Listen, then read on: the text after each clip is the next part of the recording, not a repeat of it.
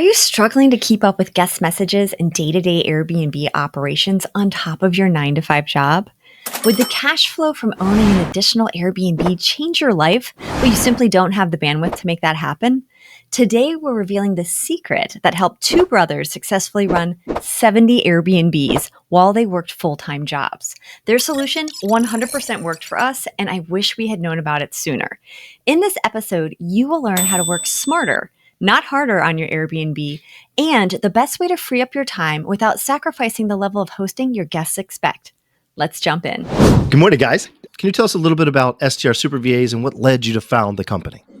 So before we even got into short-term rentals, the last company that we exited, we had over 500 employees in the Philippines. And how we got into doing that, JT and I were Filipinos, and we lived there for about 20 years. So we know how to find employees over there. We know how to source where they come from, talk their native language. So before we even got into short-term rentals, we've already been hiring employees over there, high-level employees, and they're amazing. So when we got into short-term rentals, we did the same exact thing. We started hiring VAs to be able to scale the business. But we didn't really start STR Super VA until last year when we joined Bill Faith's mastermind group. Bill basically found out that we were in 15 different markets, and we had at that time about 70 Airbnbs. And he was like, how are you guys able to do this? How did you guys scale like this? And that's when we shared that, we have all these VAs that we got from the Philippines. And so he was like, you guys know that this is your guys' superpower, right? You guys have access to all these VAs. You need to start providing this to other people in the short-term rental space because people are having a hard time scaling. And that's when STR Super VA was born. He gave us that idea that we were like, oh yeah, that's true. We have access to these people. And so that's how STR Super VA started. For any listener who's out there and wondering what VA stands for, it's Right. virtual assistant. They are a real person. It's not AI, but they're not in your office or in your home or in your Airbnb with you. We met at that STR Wealth conference, and I was blown away. And we've hired our own, I hate the word virtual assistant. Us too. Because same here. We hired a remote team member, Roxanne, and she is an absolute rock star. I was slightly hesitant. We've had employees in the past in other businesses, and personality fit, can you accomplish workload, etc., plus adding a time barrier, possibly a language barrier, and she's outstanding. She's my favorite employee ever, and I hope none of our other ones were listening.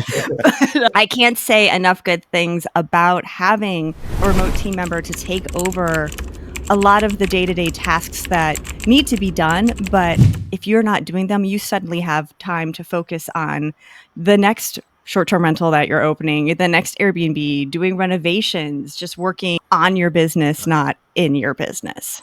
Correct. 100%. You referenced owning and operating 70 Airbnbs in your own portfolio. How did that influence your thoughts about Airbnb guest satisfaction and what needs to be delivered by the virtual assistants that you provide? That's a great question. So before we even started STR Super VA, we had to be really, really good at short-term rentals first. At that point, we had over 70 Airbnbs and we had 7 VAs. So when we started STR Super VA with the game plan of we need to train these people the same way we're training our VAs now, so that when we provide them to clients, they would already essentially know how to be in the STR industry and how to use the tech stacks that we're using and really how to work in the STR industry. So they go through a robust training for a few weeks to a month with us. And the last phase of that training is actually being exposed to our portfolio. So they would essentially be shadowing our processes for a whole week before we provide them to clients. So quality control is big there. And I think that's one of the unique things about STR Super VA versus other agencies is that we live and breathe short-term rentals. So they have to have that quality as well before we provide them to clients. I love that you mentioned the tech stack. What is the tech stack that you train on? Obviously, Airbnb, Verbo, creating listings, optimizing listings, details, descriptions, photo, but also we use Hospitable. So they will learn how to use Hospitable. We do know that most hosts use several different PMSs. So we have this intake form where you have to put in the PMS that you're using, and then we'll train them in that specific PMS. And then for revenue management, we use Price Labs. So we train them in Price Labs, and then we train them in Notion, which is our project management software. But any other tech stacks, if we know how to use them, we train them in that. That's why we go through a discovery call with the client, and we make sure that we find VAs that are best fit for them. Again, I hate saying VAs, but that's how they're universally known. I can say I did not know what to expect from your process. I knew Cullen was excited and that there was this amazing interface where the individual that we would hire already had background knowledge in the tech stack you just talked about, had a background knowledge of messaging guests and hospitality. What I didn't realize is we had resumes and we interviewed 3 amazing candidates to the point where when we were done with our interviews, we were like, well, all of them would be a great fit. Let's be nitty picky and find what really stood out for us and our business in particular. So you're not just getting a random person on the other side of the world that you have to hope you can interface with and hope they'll be good at running these various softwares. You're being handed amazing people who are ready to rock. We were like, oh gosh, how are we going to keep her busy? I think the other thing that really set it apart was their experience in the hospitality field. So Roxanne, for example, had worked for American Express Travel for a couple of years. You guys train on hospitality.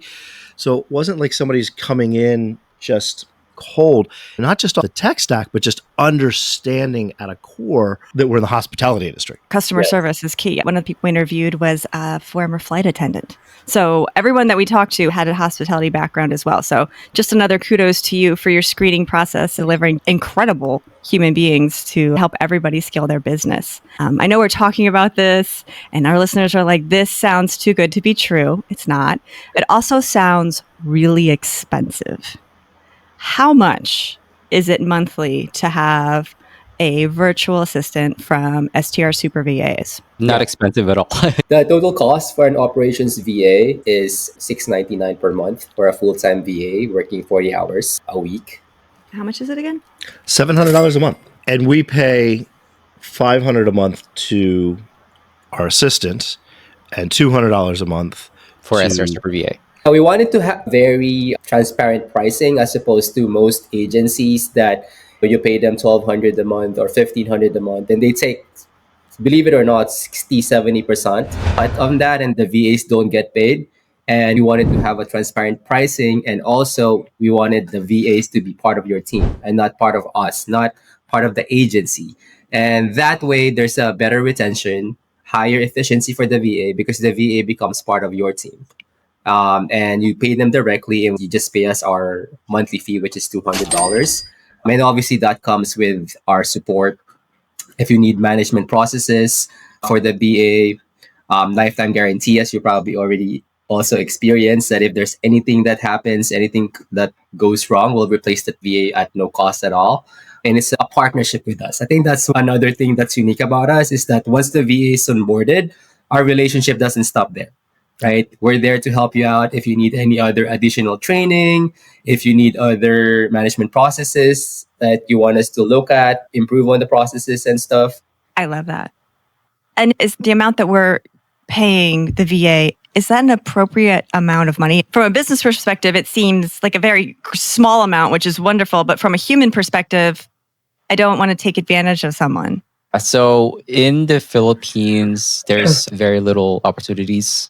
So $500 a month, that's a pretty competitive salary for them. To answer your question, even a full-time nurse in the Philippines on their first year, they make around $150 a month or like $200 a month for a full-time registered nurse, which is pretty insane to me. And I think that's one thing that's very rewarding for STR Super VA is we're able to provide these jobs to our fellow people in the Philippines, right? Be able to give them opportunities here in the short-term rental space. That's one of the most rewarding things for us. That's awesome. That's awesome. That's just a feel good all the way around. You're helping overloaded investors and hosts provide amazing service to their guests. So the host is feeling better, guest is getting the best possible service, and you're providing job opportunities to people in your home country. This is just like triple bottom line, all the good things. Triple win. Triple win. So guys, what do you see the future of short-term rental industry? My opinion, There's still going to be continued growth in the short-term rental space. It's just that it's going to squeeze out the middle. When I say the middle, that means the usual property. You can't just go into a normal 3-2 property and just say, oh, I'm going to furnish it a little and I'm going to do Airbnb it, right? I think that market is going to squeeze out because there's just so many of them. If you do it properly, though, if you do the short term rentals purchase due diligence and you do all the right amenities and you do what our mentor Bill Faith always say, that 2 extra steps, there's still a lot of growth in the business. I feel like a lot of people should really get into this industry. Even if you want to do it full time or if you're a high earner that wants this particular asset, because it's really good tax wise. So I think there's going to be continued growth. Obviously, there's going to be more competition, but I think that's healthy on any industry. I agree. I think we see the same thing. We talk about it sometimes, this rise of professionalism where the professional hosts, the hosts that are taking those 2 extra steps, as Bill likes to say, Yes. who are using the right softwares, who are using the right tech stack, who are employing extra assistance with a virtual assistant. We can't always take those 2 extra steps all by ourselves. Right? Especially when we only have 14 compared to your 70, but 14 being run by 2 people who are constantly renovating, rejuvenating, speaking, running a podcast, being parents, being all the things. It can be a lot. I also think the people with 1 and 2 or the people just getting started have so many ideas of things that they would want to do, right? So we talked about tech stack, but there's also, in the people that we interviewed, we saw a depth of experience in like social media. We don't always have the time to do those things in social media or video editing, just getting the word out in different ways. So starting off with a team, maybe you're a solo investor, maybe you're doing it with a spouse or a loved one. I think the idea of initially being able to plug in with someone who can do all those other extras can really help you stand out from the crowd and be that professional host, not that Me Too host. Yeah, I think it'd be incredibly attractive to someone or to someone's that have full-time jobs and a family, but still want to get into Airbnb to create financial freedom. Like, I want this so badly, but how do I? Who's going to answer those questions while I'm at work? Exactly. And Right. It's really easy. All you need to do is get an STR Super VA and it's magic. Do you work with many hosts that are startup hosts? I know your company's new, but is that a use case that you've encountered where someone is just getting started for the first time and like, I need a partner in this?